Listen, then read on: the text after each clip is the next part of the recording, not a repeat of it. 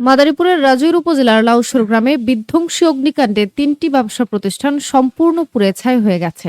রবিবার দিবাগত রাত আনুমানিক ১২টার দিকে এই অগ্নিকাণ্ডের ঘটনা ঘটে। স্থানীয় সূত্রে জানা যায়, মশার কয়লার আগুন থেকেই অগ্নিকাণ্ডের সূত্রপাত হয়। মুহূর্তের মধ্যেই আগুন ৩টি দোকানে ছড়িয়ে পড়ে।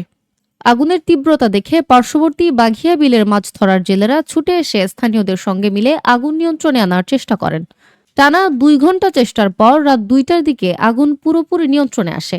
এ ঘটনায় আনুমানিক ১৪ লাখ টাকা মূল্যের ক্ষতি হয়েছে বলে জানান ক্ষতিগ্রস্ত পরিবার। ক্ষতিগ্রস্ত ব্যবসায়ীরা জানান, আমার পিতা হলো মনোরঞ্জন গোবর। আমার বাবা ছোটকাল থেকে এই ব্যবসা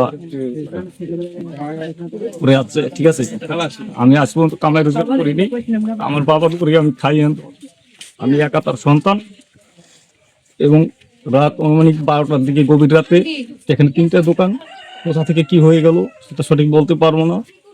তবে আনুমানিক আমার বাবার গত রাতে ক্যাশ ছিল, আজকে সোমবার ভাঙ্গার যাবে, কিছু মাল আনলে দোকানে কিছু ক্যাশ ছিল, আর আনুমানিক অনেক টাকার কি ক্ষয়ক্ষতি হয়েছে, মাল সামানা পুড়ে গেছে। তারপর দেখতেই পাচ্ছেন, সবাই জানে এটা অনেক পুরনো দোকান, অনেক আগে।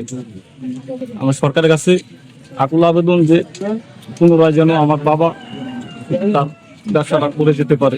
এ ব্যাপারে প্রতিবেশী লিটু হালদার বলেন, আমরা আগুন দেখে ছুটে যাই। প্রচন্ড আগুনে ৩টি দোকানই মুহূর্তে ছাই হয়ে গেছে।